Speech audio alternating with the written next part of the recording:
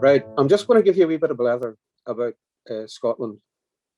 Similar to the introduction that Steve had given us, apart from two medium-scale cities in Edinburgh and Glasgow and 5 very tiny cities, Scotland's basically a nation of towns. Almost 70% of the population resides out with the city. 2/3 of our businesses are also outside of the city. But the dominant narrative, all we ever hear over the last 30 years is city growth, smart cities, city of the future, city deals. Towns weren't even viewed as being important urban or rural infrastructure, but now they are. The crash in 2008 shone a light on the fragility and the damage that we've been doing to the towns. And even the structural changes about Malcolm's touched on. Everybody moved out. They all moved into a wee box in a field in the middle of nowhere, travelled further to work. All the services were moved out of the towns, and then retail was just bundled in. We built far too much retail, and now we're left trying to repurpose that. In 2009-10, Scottish Government realised that this was important, so a £60 million town centre regeneration fund was announced. But to be honest, the thinking really wasn't there, and the delivery was very poor. It was a really waste of money, and it took us nearly 10 years to get money back again. In 2013, Malcolm led an external advisory group and interrogated the issue in much more depth, a broad and wide consultation. Towns are complex. You've got everything from institutional investment, big and small development, housing, public, private. You have culture, digital energy, climate. They're complex things, but Malcolm's report was a really good provocation. And that led to the Scottish Government coming back very quickly with the Town Centre Action Plan. So everybody comes to Scotland to see this brilliant Town Centre Action Plan. It's all well and good having policy, but it's how you deploy the policy. And there has been some progress, but hopefully we can see more in the coming years. Fundamental to Malcolm's report and the Scottish Government's action plan was a town centre first principle. And to be honest, looking back, that was probably the single biggest intervention that allowed progress to happen quite quickly. People started to realise this was a big issue and towns had a much bigger role to play. So let's think about all of our investments and put the town centre first where possible. So our action plan looked at repopulation, it looked at bringing the community in more, it looked at more vibrant economies, more proactivity in planning, and thinking about accessible public services. Put your stuff into the heart of the town to give people much more inclusive accessibility to things like medical facilities, council facilities, museums, and so on. Stop building the stuff on the edge of town. And there has been significant progress across the country since that. We were established, STP was established late 2014 with a central government grant.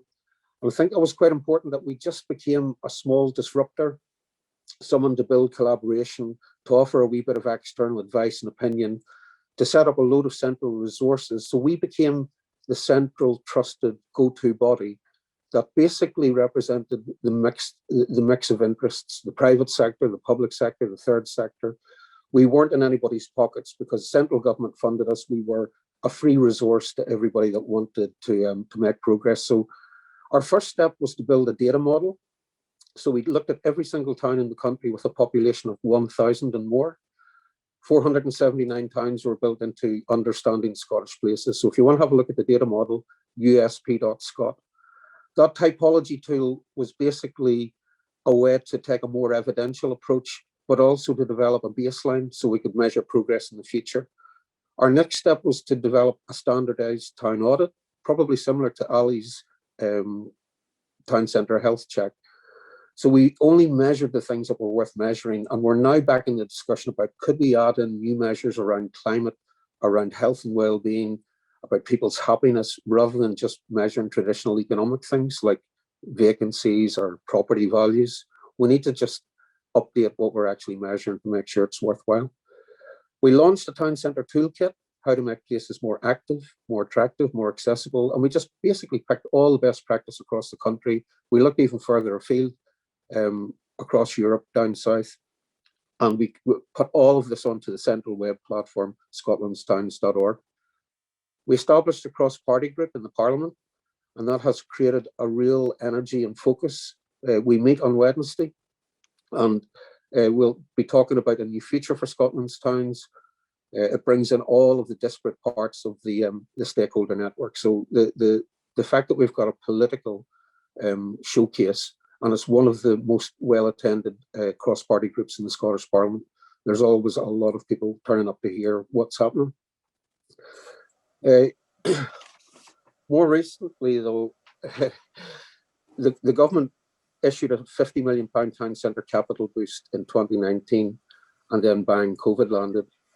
They've since added another 18 million quid to help with COVID recovery. But importantly, we used the period of COVID to refresh our policy. Malcolm's report, I still think, is legitimate and still very, very useful, but we just needed to take reference to some of the things that had changed over the last decade or so, mainly about ageing demographic, climate, and also the community empowerment agenda. So on the 3rd of February, we published a new feature for Scotland's towns. And really that was designed to tackle the systemic issues, the big questions. So how can we embed towns right into the centre of all political and policy thinking? So part of MPF4, our economic policies, our sustainability, how do we just make sure that towns can no longer be ignored? And that's we're undertaking further work around that post the review. How do we encourage more consistency at local government level, and how do we improve the data? Yeah. But also the big questions about tax, VAT, out of town car parking, a moratorium. We've called for a 5-year moratorium on out of town, no more. Hi. And finally, we're looking at demonstrators and consistent funding. So in the current programme for government, we've got £275 million as place-based investment programme. We've got a further 500 million for active travel and greening up our transportation network. But more importantly, that's going to be an annual rolling programme. So not just a one-off capital investment. This will be consistent money going to allow local authorities to do multi-year projects, take on some of the bigger things, repurpose shopping centres, look at the housing agenda that Malcolm touched on. I'm also a director on the Empty Homes Partnership Board, and there are almost 40,000 empty houses across the country.